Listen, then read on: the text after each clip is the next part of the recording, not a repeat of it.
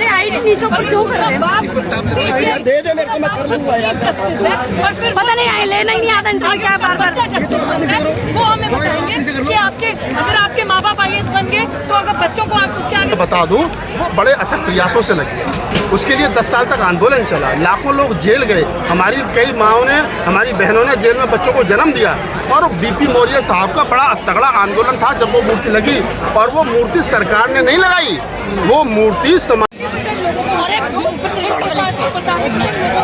उलझन में डाल दो ताकि फिर इनमें से आधे लोगों को पर्चे करो, अरेस्ट करो, जेलों में डालो, और पीछे से कोई एक बिल जैसे भी नई जजमेंट आई जो 7 जजेस के बेंच ने दी जजमेंट, वो हमें बताएंगे, वो जजेस हमें बताएंगे कि वर्गीकरण होना चाहिए, सब क्लासिफिकेशन होना चाहिए, वो बताएंगे जो खुद वहाँ वर्गीकरण से बैठे, जो खुद वहाँ कॉलेज। अरे आईडी नीचे पर क्यों कर रहे हैं बाप? दे दे मेरे को, मैं कर लूंगा यार। और फिर पता नहीं आए लेना ही नहीं आता इनका क्या बार बार जस्टिस बनता है वो हमें बताएंगे कि आपके अगर आपके माँ बाप IAS बन गए तो अगर बच्चों को उसके आगे रिजर्वेशन नहीं मिलना चाहिए क्या? अगर रिजर्वेशन खत्म करोगे तो जाति खत्म करोगे, रोटी बेटी का संबंध करोगे तो कर दो, ये नीचे करो नहीं, लेकिन उसके पहले आंखों से हमें मारना बंद करो, उससे पहले घोड़ी पर चढ़ने दूल्हे को मारना, हत्या करना बंद करो, उससे पहले मटके को झूठ में मटके से पानी पीने वाले की हत्या करना बंद करो, दलित बहन बेटियों का बच्चों का रेप करना बंद करो।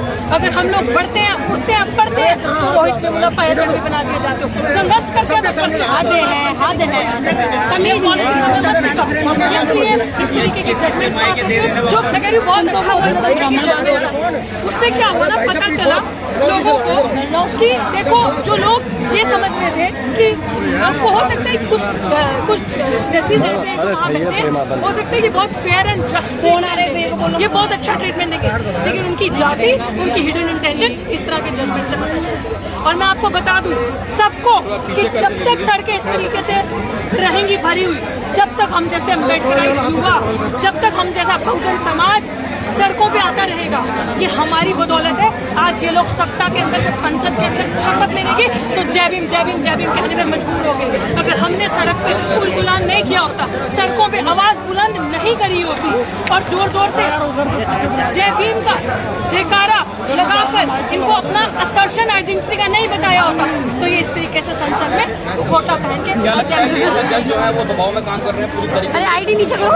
सरकार के कब्जे में आ चुकी है। मान्यवर ने कहा था कि जो काम सरकारें खुद नहीं करेंगी वो कोर्ट के थ्रू करवाएंगी, और आज ये वही हो रहा है कि सरकार जो काम खुद नहीं कर रही, आज जो मनु के कोर्ट से फैसला, हमारे लिए तो वो मनु का ही कोर्ट है ना, आज जो वो फैसले वहाँ से आ रहा भैया तार करो इसको, वो सारा का सारा फैसला सरकारें दिलवा रही है, सरकार प्रेशराइज करती है, क्योंकि वहाँ व्यक्ति विशेष जो बैठे हैं, जो जज बन के बैठे हैं, वो किसी पर्टिकुलर जाति से आते हैं, उनकी विचारधारा, उनकी लोगों का एक मानसिकता हमारे लिए कि ये पढ़ लिख कर आगे आ रहे हैं, पढ़ रहे हैं, तो व्यवस्था को डिस्टर्ब करो।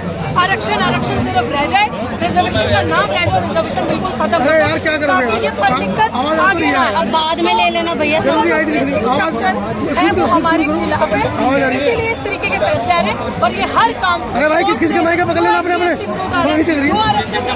ताना बही प्रतिमा लगेगी वहीं, ये बात जिस दिन पहली मीटिंग हुई थी तब मैंने कही थी, और मुझे आज बेहद खुशी है कि जो बात मैंने जब कही थी, जो स्लोगन दिया था, आज वो हर आदमी की जुबान पर था, और ये हमने पहले दिन से कह दिया है। मैं भी कोर कमेटी का मेंबर हूँ, इस मूर्ति लगवाने वाली जो कमेटी है उसका मेंबर हूँ मैंने पहले दिन से कहा है कि मोदी जी इतने लोगों में मानते हो तो इतने में मान जाए, इनसे ज़्यादा लाने हो तो उतने में मान जाए, भारत बंद करना हो तो मान जाए, वो जब तक नहीं मानेंगे तब तक हम उन्हें मनाते रहेंगे। क्या कारण है कि जो नहीं लगाना चाहते, उनको क्या आपत्ति है, क्या दिक्कत है? जो भारत के संविधान में रचयिता है, देश उन्हीं के कानूनों पे चलती है, फिर ऐसा क्यों दूसरे जगह मूर्ति लग गई है, उससे आप लोगों को क्यों प्रॉब्लम ये है कि बाबा साहब डॉक्टर अम्बेडकर की जो मूर्ति है उसका जो कद था, जो उसकी हाइट थी, और उसके सामने बड़े से बड़ा आदमी प्रधानमंत्री जी भी जब वह पुष्प चढ़ाने जाते थे, राष्ट्रपति जी पुष्प चढ़ाने जाते थे 6 दिसंबर और 14 अप्रैल को,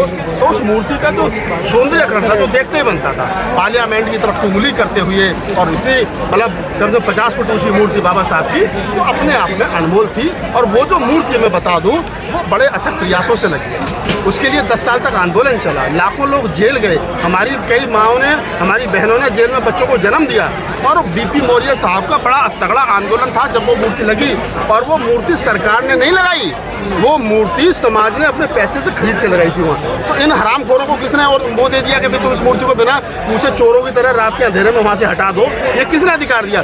किसको विश्वास में दिया? पक्ष से पूछा, विपक्ष से पूछा, नेता प्रतिपक्ष से पूछा, किससे पूछा? किससे पूछा? ये कमेटी जो है, जो क्या नाम है, डॉक्टर अम्बेडकर प्रतिष्ठान का डायरेक्टर है, उससे पूछा? किसी से नहीं पूछा गया।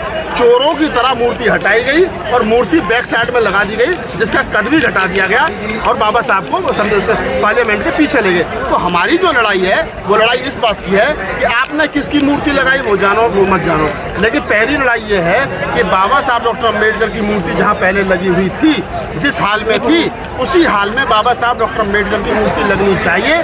जब तक नहीं लगेगी तब तक ये आंदोलन जारी रहेगा। लेकिन बात की जाए जिस तरह से नरेंद्र मोदी जी की, तो बाबा साहब की मंशा थी समानता, भाईचारा, करुणा की, तो मोदी जी तो चल ही रहे हैं सबका साथ सबका विकास लेकर। आपको लगता है? मुझे तो आपको नहीं लग रहा है? बिल्कुल नहीं लगता। जिस मोदी जी के वित्त सलाहकार समिति के चेयरमैन विवेक दोबरा ये कहते हो कि हम संविधान बदलने आएंगे, 400 सीट दीजिए, उनके सांसद, उनके मिनिस्टर अनंत कुमार हेगड़े कहते हो कि हम संविधान बदलेंगे, जिनके दिल में मनुस्मृति और दिमाग में हिंदू राष्ट्र चल रहा हो, अगर आपको लगता है कि वो लोग जो है भारत में समानता और बंधुता की बात कर रहे हैं, तो फिर मुझे आपके दिमाग में भी थोड़ा सा शक है कि आप कौन सी समानता की बात कर रहे हैं। सर 2018 में यहीं पे संविधान की पंक्तियां जलाई गई थी, तब से लेकर आज तक जो संविधान को मानने वाले लोग हैं, जो बाबा साहब को मानने वाले लोग हैं, वो लगातार प्रदर्शन कर रहे हैं। उससे क्या निकल तो नहीं रहा है? अगर आपको ऐसा लगता है कि अम्बेडकरवादियों का आंदोलन बेकार जा रहा, उनका पैसा, उनका समय बेकार जा रहा, तो शायद आप इसको फिर थोड़ा सा स्टडी करिए। मैं कहता हूं कि जब जब अम्बेडकरवादी बाहर निकले हाथ में लठ लेकर के और नीला कफन बांध के सर से, तब तब इतिहास लिखा गया है। भीमा कोरेगांव का इतिहास हो, या 2 अप्रैल 2018 का आंदोलन हो, या सहारनपुर सब्बीरपुर कांड के बाद में इसी संसद मगर में जहाँ मैंने 3 बड़े प्रोग्राम किए के खिलाफ जिम्मेदारी का संचालन राहुल नागपाल ने किया, वहाँ पर ग्रेट समाज की टोपी लगा करके जो लोग घूम रहे थे, जिनको कभी शर्म आती थी, उस अपमानित सबको हमने सम्मानित बनाया। तो ये अम्बेडकरवादियों की पहचान है। अगर 2 अप्रैल 2018 को अम्बेडकरवादी नहीं निकलते, समतावादी नहीं निकलते, तो देश के अंदर SC/ST एट्रोसिटी एक्ट 1989 बहाल नहीं होता। ये अम्बेडकरवादियों की जीत है। और आज मैं आपको पूरी उसके साथ कह रहा हूँ, 1 मिनट सुनिए, आज मैं पूरी जिम्मेदारी के साथ कह रहा हूँ, मैं बैठ करके जंतर मंतर पर आप लिख लीजिए, मूर्ति तो मोदी जी को वहाँ लगानी ही पड़ेगी, और जब तक नहीं लगेगी तब तक आंदोलन जारी रहेगा। हर कीमत पर, हर हाल में हम ये सरकार की नाक कुछ बताएंगे किसके साथ?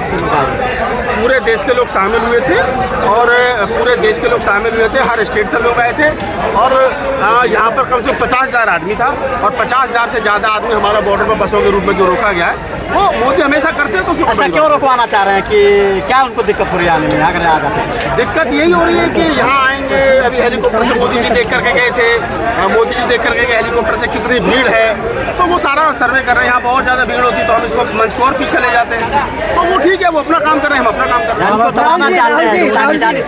मेरा सवाल ये है, EVM हटाओ आंदोलन चलाया समाज के कुछ लोगों ने, इसके बाद अब ये प्रतिमा हट गई, और अभी सुप्रीम कोर्ट ने क्रीमी लेयर जैसा मुद्दा लेके आ गई। अब हमारे समाज के कई सारे संगठन, कई सारी राजनीतिक पार्टियां, कई धार्मिक संगठन और नॉर्मल संगठन सभी एकजुट होकर अभी आ रहे हैं। और जैसे EVM हटाओ आंदोलन में कुछ लोगों को टिकट मिल गया, वो निकल गए, उनको पता लगा कि उनको मलाई मिल गई, वो मलाई चाटने चले गए। क्या लग रहा है सर सवाल तो ले लीजिए, क्या लग रहा है वहाँ पर कितने लोग इतने मजबूती के साथ जो कई संगठनों के एक मंच पे आके बैठ तो गए हैं, और कब तक ये बैठे रहेंगे? किसको कोई मिल गया सांसद का या विधायकी का? आपका सवाल मैं समझ गया, सवाल बहुत लंबा हो गया और बहुत सारे सवाल आपने उसमें मिला दिया।